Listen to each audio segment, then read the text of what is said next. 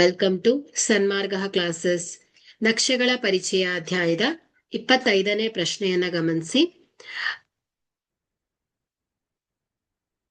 ಒಬ್ಬ ಕೊರಿಯರ್ ವ್ಯಕ್ತಿ ಒಂದು ಪಟ್ಟಣದಿಂದ ಪಕ್ಕದಲ್ಲಿನ ಮತ್ತೊಂದು ಉಪನಗರದಲ್ಲಿರುವ ಒಬ್ಬ ವ್ಯಾಪಾರಿಗೆ ಪಾರ್ಸೆಲ್ ತಲುಪಿಸಲು ಸೈಕಲ್ ಮೂಲಕ ಹೋಗುತ್ತಾನೆ.